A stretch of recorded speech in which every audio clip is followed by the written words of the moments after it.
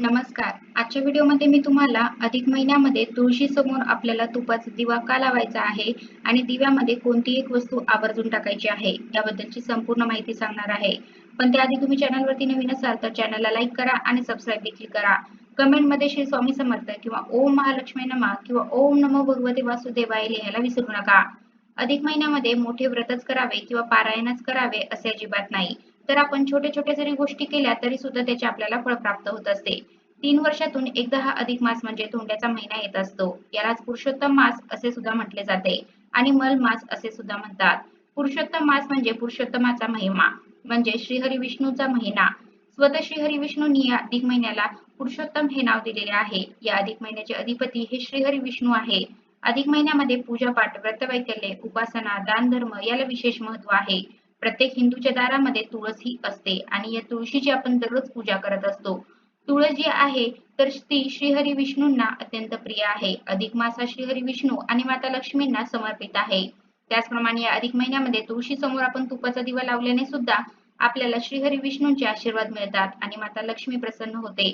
आपल्या जीवनामध्ये जर आर्थिक समस्या असतील, पैशासंबंधीच्या अडचणी असतील, घरामध्ये पैसा येत नसेल, आलेला पैसा टिकत नसेल, तर या अधिक महिन्यामध्ये तुळशी समोर आपल्याला तुपाचा दिवा लावायचा आहे आणि दिव्यामध्ये एक वस्तू आवर्जून टाकायची आहे. त्याचप्रमाणे 33 दिव्यांचं दान जे आहे तर ते आपण कशा प्रकारे करू शकतो. 33 या संख्येला अधिक महिन्यामध्ये विशेष महत्त्व आहे. कारण आपण म्हणत असतो की 33 कोटी देवदेवता आणि म्हणूनच 33 या संख्येमध्ये आपण या अधिक महिन्यामध्ये दीपदान सुद्धा करू शकतो. तर हे दीपदान आपण कसे करायचे आहे याची संपूर्ण माहिती आपण आजच्या या व्हिडिओमध्ये पाहणार आहोत. सध्या अधिक महिना सुरू आहे आणि अजूनही जर आपण दीपदान केलेले नसेल तर आपण कोणत्याही दिवशी दीपदान करू शकतो. त्याचप्रमाणे अधिक महिना संपेपर्यंत दररोज संध्याकाळी आपण तुळशीजवळ तुपाचा दिवा जो आहे तर तो सुद्धा लावू शकतो. प्रत्येकाला तुपाचा दिवा लावणे शक्य होत नाही, परंतु ज्यांना ज्यांना तुपाचा दिवा लावणे शक्य आहे तर त्यांनी आवर्जून तुपाचा दिवा लावायचा आहे. कारण आपण जेव्हा तुळशी मातेजवळ तुपाचा दिवा लावतो तर त्यावेळेला आपली आध्यात्मिक उन्नती होते. तुपाचा दिवा लावण्याला धार्मिक आणि आध्यात्मिक महत्त्व आहे. तुपाचा दिवा लावल्यामुळे घरामध्ये सकारात्मक ऊर्जा वाढते. त्याचप्रमाणे श्रीहरी विष्णू आणि माता लक्ष्मीची कृपा प्राप्त होते. तसेच आपल्या पापांचा नाश होतो, पुण्यप्राप्ती होते. अधिक महिन्यामध्ये दररोज संध्याकाळी तुळशीजवळ तुपाचा दिवा लावल्याने सुख समृद्धी, सौभाग्य आणि कुटुंबातील शांतता वाढते. विवाहित महिलांनी जर तुळशी मातेजवळ या अधिक महिन्यामध्ये दररोज तुपाचा दिवा लावला तर त्यांना अखंड सौभाग्याचा आशीर्वाद प्राप्त होत असतो. आता हा दिवा लावत असताना आपल्याला काय करायचं आहे तर संध्याकाळच्या वेळेला हा दिवा लावायचा आहे. संध्याकाळी जी तिन्ही संध्येची वेळ आहे, माता लक्ष्मी आपल्या घरी येण्याची वेळ आहे, तर त्यावेळेला हा दिवा लावायचा आहे. आता यासाठी दिवा घेताना आपल्याला स्वच्छ दिवा घ्यायचा आहे. आपण जो दिवा दररोज लावतो तो असला तरी सुद्धा चालेल किंवा आपण कणकेचा दिवा सुद्धा बनवू शकतो. यामध्ये आपल्याला तुपाचा वापर करायचा आहे. शक्यतो गाईचं तूप जे आहे तर ते वापरायचं आहे. परंतु जर गाईचं तूप नसेल, आपल्याला गाईचं तूप मिळालं नाही तर म्हशीच्या तुपाचा सुद्धा आपण वापर करू शकतो आणि त्यामध्ये आपल्याला चिमूटभर हळद टाकायची आहे. यामध्ये वात जी आहे तर ती आपण फुलवात वापरायची आहे किंवा आपण जोडवात वापरली तरी सुद्धा चालेल आणि या वातीची दिशा आपल्याला उत्तर दिशा करायची आहे. कारण उत्तर ही कुबेरांची दिशा आहे. जर आपल्याला घरामध्ये पैशासंबंधीच्या अडचणी असतील तर वातीची दिशा उत्तरेला करायची आहे. आपल्याला थोड्याशा अक्षता किंवा थोड्याशा फुलांच्या पाकळ्या ठेवायच्या आहेत, त्यावरती हा दिवा ठेवायचा आहे आणि हा दिवा प्रज्वलित करायचा आहे.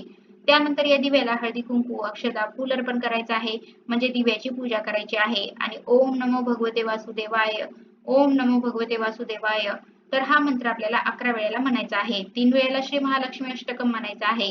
त्यानंतर आपल्याला 2 फूल असलेल्या लवंगा घ्यायच्या आहेत, 1 कापूर घ्यायचा आहे आणि 1 हिरवी वेलची घ्यायची आहे.